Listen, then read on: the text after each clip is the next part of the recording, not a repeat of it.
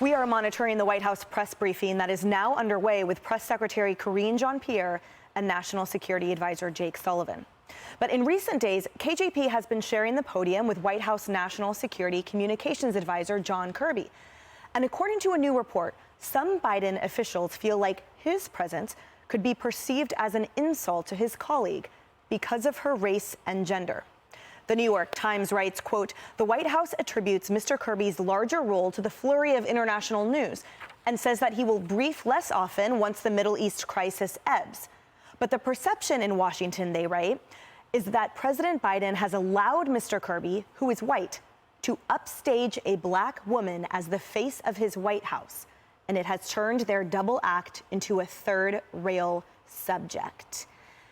Kayleigh, I have to admit, the insult I see and the insult I find is that assertion by the New York Times that reduces everything to gender and race, that has no place in Kirby's experience and prowess and the reason that he is there at the podium. And I venture to say KJP might feel the same way.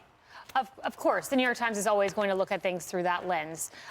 Let me put that aside and just speak as someone who did stand at that same podium. This is an absolutely brutal piece. The piece says that she's yielded the spotlight to a lower-ranking official. Well, he's no longer lower-ranking. Over the weekend, he was appointed assistant to the president, so he's now her equal.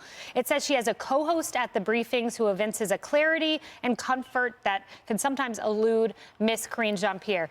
It's so unusual to have a co-host at the podium. Ian Sams, who speaks for White House counsel, we didn't have such a role when I was there. There was not an Ian Sams who stood by me and took questions for 40 minutes. We did have a spokesperson for the National Security Council. That person never once took to the podium. That's what the White House press secretary does. But the 2 points that really stood out to me, and this was 3 people with knowledge of the West Wing, said several senior aides went to President Biden and said, she's not seasoned enough. And I've got a feel for her. I can't imagine walking into the West Wing today wondering which of my colleagues around me went to the president and said she's not able to do this job. That's really tough. But what I think is even tougher, if this is true, Biden apparently said this to her. And it's a quote, according to 2 people with direct knowledge. "Don't worry about being nervous." I'm paraphrasing that quote. "You'll have an admiral looking over your shoulder." They said it was meant in an affable way. The White House denies it was said. But when I went to the White House, there had not been a press briefing for 400 days. And I had a boss who looked at me, President Trump, and said, "Go to a briefing." Had confidence in me to do a briefing. And he didn't say, "Go to a briefing. Don't worry. You're going to have an admiral over your shoulder." He said, "Go to a briefing," because he trusted me. And it's sad, if true, that President Biden didn't give her that same start. Anis, what do you think about this? I mean, it makes American people wonder who's in charge. You have 2 top White House officials and literally showing their miscommunication on a public stage. So, yeah, that's right. Like more questions Exactly. about who's in charge, who's making the decisions. And I think, Dagan, to that point, and more, when we have our questions, it has nothing to do with race or gender. Let's make Kayleigh's point here, take Kayleigh's point. If she's failing at her job, we can see the failure. We can see the lack of experience and the lack of ability to answer questions in any way, shape, or form. And the whole point is, if commitment to transparency is the point here, if information to the American people, then fine, let it be disseminated by the expert and the person who we trust, and maybe that is the admiral. She has the opportunity and the job where her performance can speak for itself, as John Kirby's performance can speak for itself. And upstaging him should be easy. Last April, don't forget, when he was talking about the Afghanistan withdrawal, he said, "All of this talk of chaos, I didn't see it." What?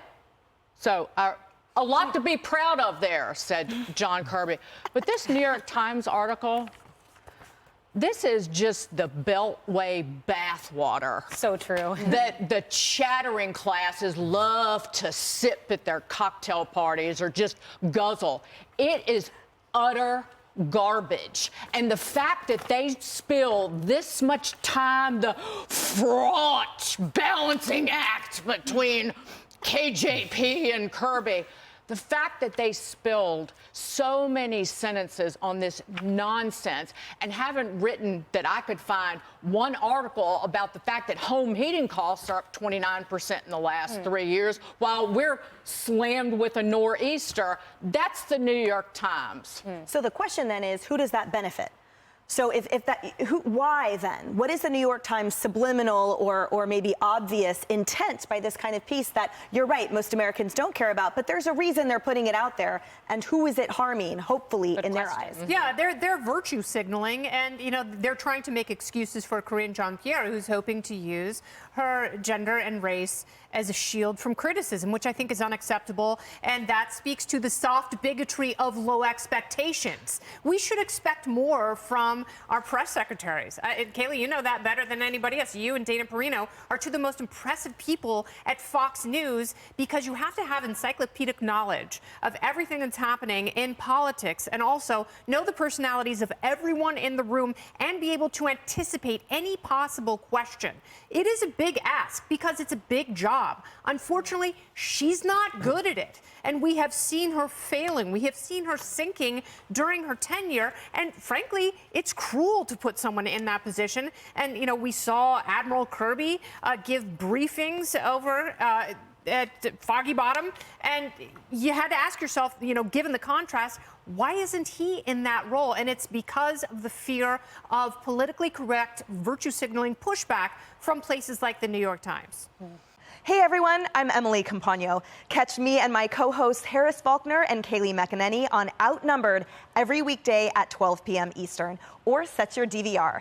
Also, don't forget to subscribe to the Fox News YouTube page for daily highlights.